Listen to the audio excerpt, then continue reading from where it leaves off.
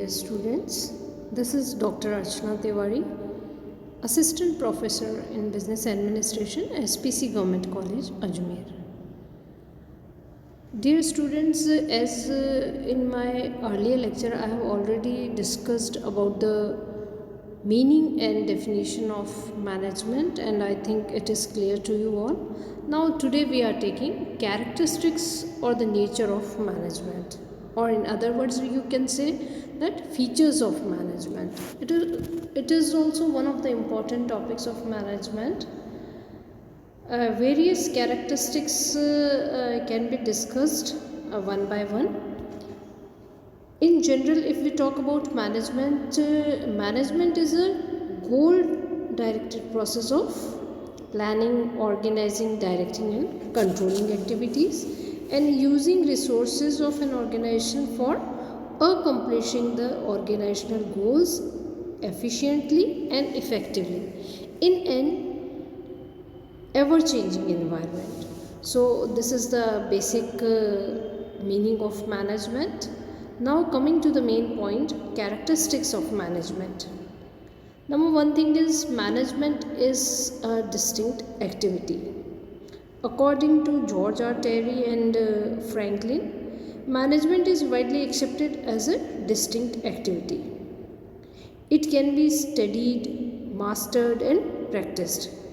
It is the most demanding and challenging activity.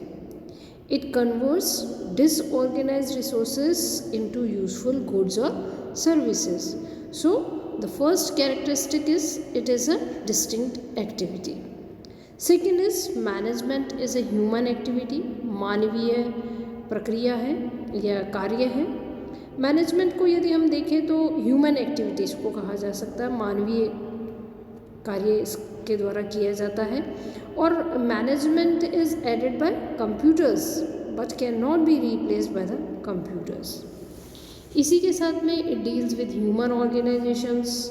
It means यह मानवीय संगठनों के साथ में डीलिंग करता है, क्योंकि आप जैसे कि देखते हैं कि एनिमल्स हैं तो they don't have any organisation and hence can not be manage because it is a human activity, that's why it can be managed. Next लेते हम takes place in formal groups, यानी कि औपचारिक समूहों में यह कार्य कर सकता है.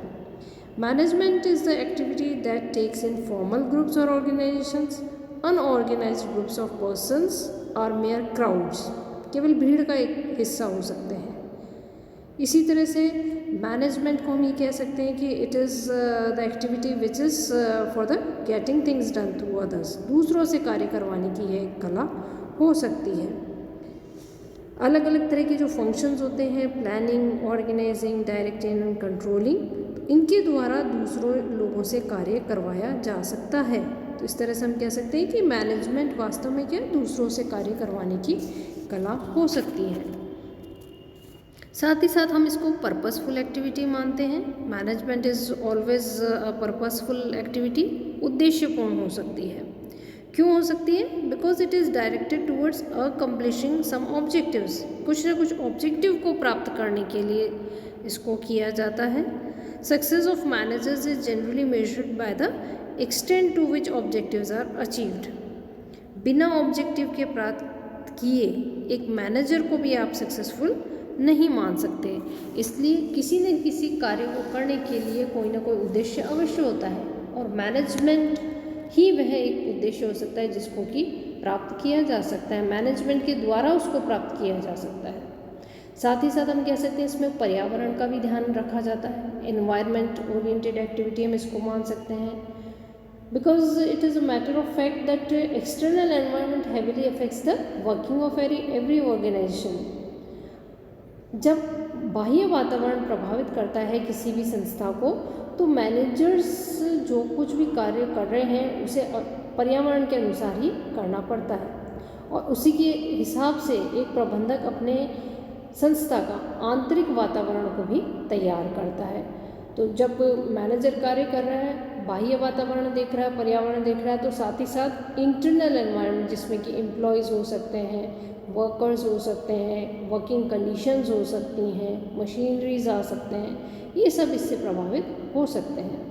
साथ ही साथ हम इसे क्रिएटिव एक्टिविटी भी मानते हैं, रचनात्मक कार्य इसको कहा जा सकता है, because it makes things happen, ये कार्य करवाता है। डायनेमिक एक्टिविटी है जो कि ह्यूमन फैक्टर को फिजिकल फैक्टर के साथ में मिला करके इफ़ेक्टिवली और एफिशिएंटली कार्य कर रहा है, इसलिए हम इसे क्रिएटिव एक्टिविटी कह सकते हैं। साथ ही साथ यूनिवर्सल एक्टिविटी है, I think it is clear to you all, सार्वभौमिक क्रिया है।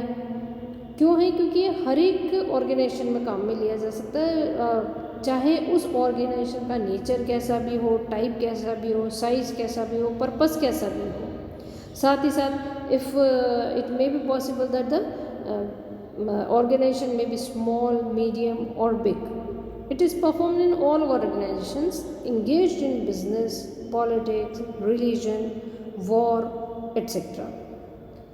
परवेजिव एट ऑल लेवल, जैसे कि आप जानते हैं कि मैनेजमेंट के किसी भी ऑर्गेनाइजेशन में 3 लेवल्स हो सकते हैं, 3 स्तर हो सकते हैं, जैसे कि उच्च स्तर, मध्य स्तर और निम्न स्तर। अब जब हम मैनेजमेंट की बात करते हैं तो ये हर एक लेवल पर काम किया जाता है। इसके अंतर्गत ज़रूरी नहीं कि केवल टॉप मैनेजर्स ही काम करें, बल्कि मिडिल लेवल या सुपरवाइजरी लेवल्स या लोअर लेवल पर भी मैनेजरियल फंक्शंस को हम परफॉर्म कर सकते हैं। तो ये कहा जा सकता है कि it is pervasive at all levels, it means हर एक स्तर पर यह कार्य करता है। मैनेजमेंट इज़ अ प्रोसेस, प्रबंध एक प्रक्रिया है। ये बहुत ही इम्पॉर्टेंट कैरेक्टरिस्टिक मैनेजमेंट का है, क्योंकि यह प्रोसेस कंटिन्यूशन में चलने वाला है। ये नहीं कि एक बार स्टार्ट हो गया और उसके बाद में ये ख़त्म हो गया फिर नया चालू हुआ, no, it is continuous process and it is perform through objectives. जो भी संस्था का उद्देश्य है उसके अनुसार इसका प्रोसेस चलता रहता है। प्रोसेस में अलग अलग फंक्शंस को हम इंक्लूड कर सकते हैं, जैसे कि planning, organising, directing and controlling. साथ ही साथ इंटीग्रेटेड हो सकता है, इंटर रिलेटेड हो सकता है और कॉन्टीन्यूस प्रोसेस हो सकता है। प्रोसेस की ही बात करें हम तो ये सोशल प्रोसेस भी है, क्योंकि ह्यूमन बीइंग्स के द्वारा किया जा रहा है। डायनेमिक प्रोसेस है, गत्यात्मकता जिसमें की गई है, it means which is changeable according to the changing time, that is dynamic process. साथ ही साथ यूनिवर्सल प्रोसेस हम कह सकते हैं। तो प्रोसेस के अंतर्गत ही हम कई सारे प्रोसेस को इंक्लूड कर सकते हैं। अ हायरार्किकल सिस्टम ऑफ अथॉरिटी, यानी कि मैनेजमेंट को या प्रबंध को हम हायरार्किकल सिस्टम ऑफ अथॉरिटी भी मान सकते हैं, यानी कि सोपान श्रृंखला के अनुसार यह कार्य करता है। एक लेवल से दूसरे लेवल पर कार्य करने के लिए सुपीरियर सबॉर्डिनेट को आदेश दे सकता है, सबॉर्डिनेट अपने अंडर में काम करने वाले एम्प्लॉय को आदेश दे सकता है। तो इस तरह से ये चेंज चलती रहती है, और जिसमें कि मैनेजरियल पोजीशंस इंक्लूडेड हो सकती है, उसे हम हायरार्की ऑफ मैनेजमेंट कहते हैं, जिसमें कि authority flows from top to the bottom, ऊपर से लेकर के नीचे तक अलग अलग लेवल्स पर कार्य किए जाते हैं, और नीचे से लेकर ऊपर तक, यानी कि from bottom to top there will be suggestions, complaints. तो इसे हम हायरार्की ऑफ अथॉरिटी कह सकते हैं।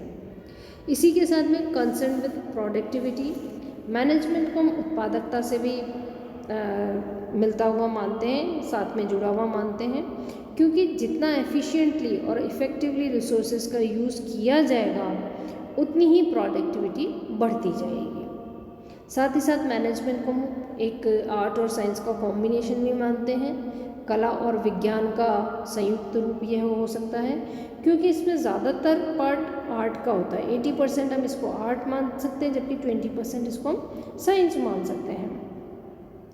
यह इसलिए मान सकते हैं क्योंकि application of knowledge and skill is essential for managing the affairs of any organisation, and it is science because it is founded upon systematic body of knowledge and principles developed by scientific analysis। तो जो management के principles हैं वह principles भी यहाँ लागू किए जा सकते हैं, लेकिन वह हम ये कह सकते हैं कि मैनेजमेंट एक शुद्ध विज्ञान न होकर के एक अशुद्ध विज्ञान है, प्योर साइंस ना होकर के इम्प्योर साइंस का नाम हम इसमें ले सकते हैं। साथ ही साथ मल्टी डिसिप्लिनरी है, ये अलग अलग विषयों से संबंधित है। As a matter of fact management is interdisciplinary and multidisciplinary discipline because its many concepts, principles and theories are founded upon the knowledge of other disciplines. These disciplines include economics, sociology, anthropology, mathematics, psychology, etc. तो ये कह सकते हैं कि multi disciplinary अलग अलग विषयों से भी संबंधित हो सकता है। तो ये मैनेजमेंट की आज हमने कुछ कैरेक्टरिस्टिक्स देखी हैं। हमारा नेक्स्ट लेक्चर रहेगा नेचर ऑफ मैनेजमेंट पर बेस्ड।